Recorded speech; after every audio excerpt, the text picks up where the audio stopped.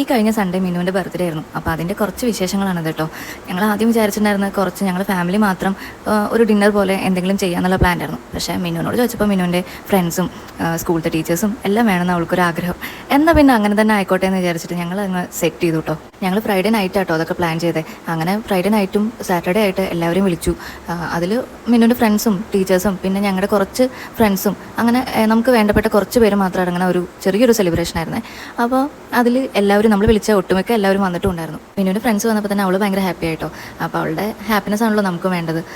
ഞങ്ങളുടെ കൂടെ സ്പെൻഡ് ചെയ്യുന്നതിനേക്കാളും കൂടുതൽ അവൾ ബോണഫൈഡിലാണ് സ്പെൻഡ് ചെയ്യാറുള്ളത്. അപ്പോൾ എനിക്കും തോന്നി അവൾക്ക് ഏറ്റവും ഇഷ്ടപ്പെട്ട അവളുടെ ടീച്ചേഴ്സും അവളുടെ ഫ്രണ്ട്സും അവളുടെ ബർത്ത്ഡേക്ക് വരുന്നതാണ് അവൾക്കും ഇൻവൈറ്റ് ചെയ്തിട്ട് വന്നിട്ടുള്ള ഞങ്ങളുടെ ഫാമിലിക്കും ഫ്രണ്ട്സിനും അതുപോലെ മിന്നുവിൻ്റെ ഫ്രണ്ട്സിൻ്റെ ഫാമിലിക്കും ഒരു വലിയ താങ്ക്സ് ഉണ്ട് കേട്ടോ. ബർത്ത്ഡേക്ക് വന്ന മിന്നുവിൻ്റെ കൂട്ടുകാർക്കൊക്കെ ചെറിയൊരു റിട്ടേൺ ഗിഫ്റ്റ് ഉണ്ടായിരുന്നു കേട്ടോ.